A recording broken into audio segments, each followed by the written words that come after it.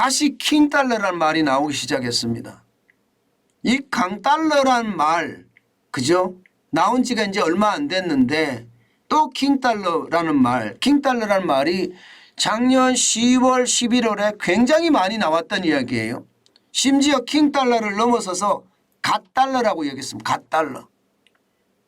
예, 달러가 신의 가격이 된다. 이런 의미의 갓달러라고 이야기할 정도로 이게 달러에 대한 강세를 계속 이야기해 왔거든요.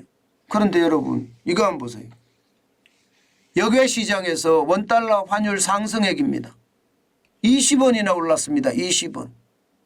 역외 시장이라는 것은 NDF 시장이라는 건데 이게 뉴욕에 있는 차액거래 선물한 시장을 말합니다. 차액거래 선물한 시장에서 20원이 올랐어요. 20원. 굉장히 많이 올랐죠. 장 시작과 동시에 그야말로 고공행진이었습니다. 고공행진. 시장에서 여러분 우리 시장에서 마감을 하자마자 약간 떨어지는 모양새를 보이더니 결국은 또 올라가고 말았습니다. 20원까지 올라가서 1315원이 됐어요. 1315원. 난리도 아니죠. 어제 우리 시장에서 마감한 수치는 1304.8원입니다. 1304.8원. 그런데 역외 시장에서 지금 1304.8원은 더 많이 올랐다는 거잖아요. 1315원까지 올랐다는 거잖아요.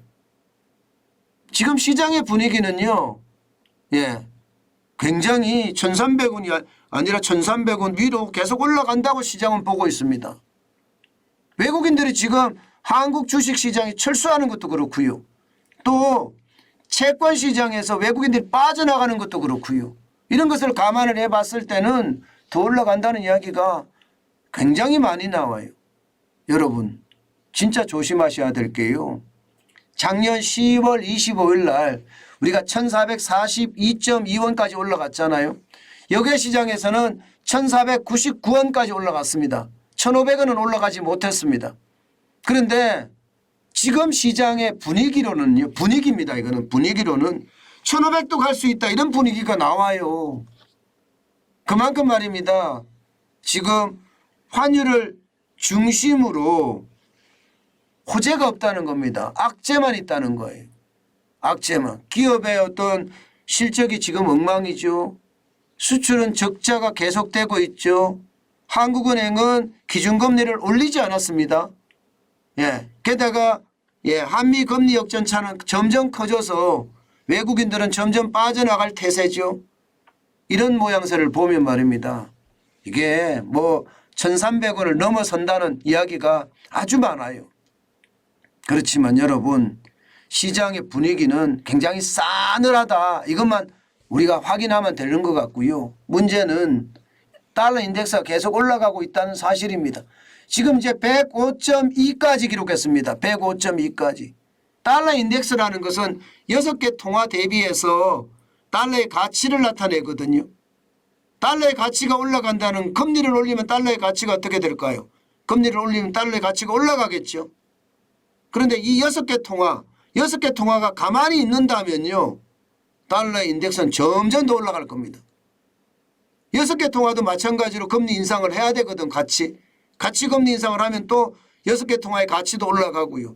그러면 달러의 인덱스도 어느 정도까지만 이렇게 유지할 수 있지만 중요한 것은 이 6개 통화가 유로와 엔화, 파운드와 캐나다 달러, 스웨덴의 크로네, 그다음에 스위스의 프랑인데 이 6개 통화가 계속 금리를 올릴 수 있는 힘이 있느냐?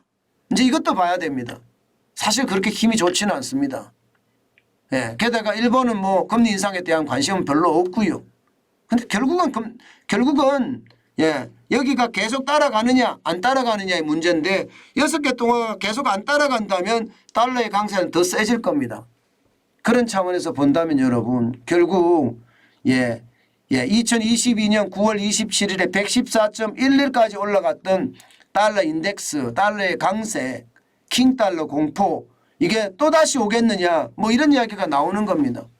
지난 2월 22일만 하더라도 104.11이었거든요. 104.11이 순식간에 105.20이 됐습니다. 그러니 시장의 분위기가 어떻게 되는지 여러분도 짐작이 되시죠. 자, 이럴 때 우리는 어떻게 해야 될까? 우리가 달러를 많이 가지고 있잖아요. 어떻게 해야 될까? 아마 많은 사람들의 관심사가 여기 있을 겁니다.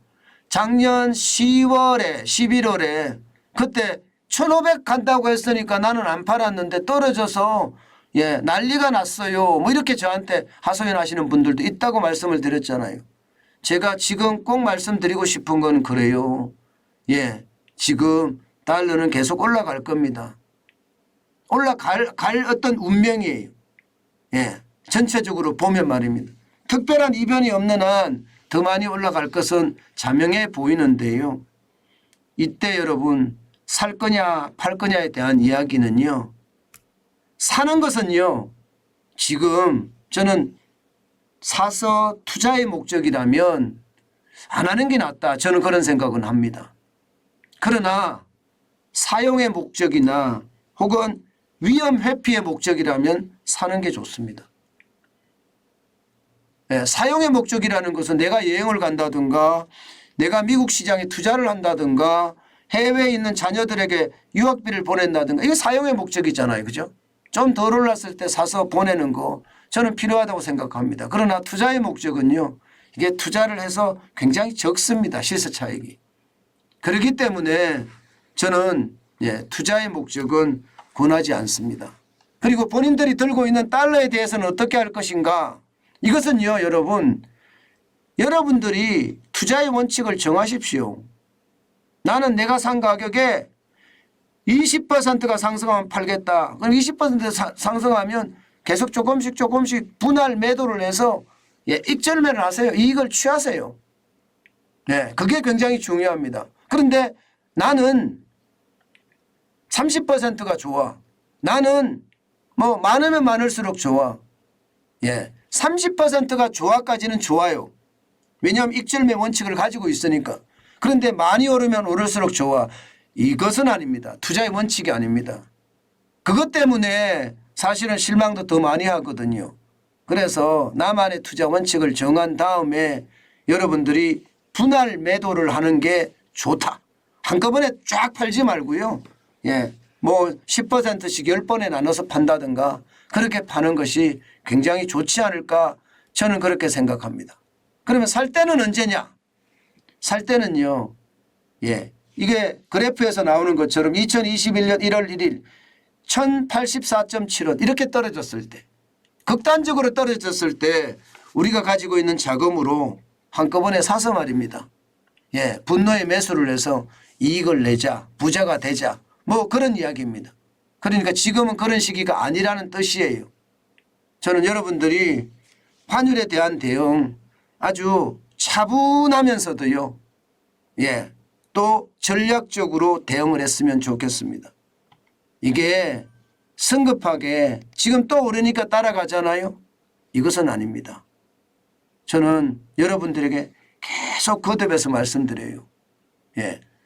남이 장에 갈 때 내가 똥장군 지고 장에 가는 일은 없어야 되겠습니다. 똥장군 지고는요 반드시 과수원으로 가야 됩니다. 다시 말해서 나만의 투자의 원칙을 가지고 나의 길을 가시라 이 말씀을 드리고 있습니다.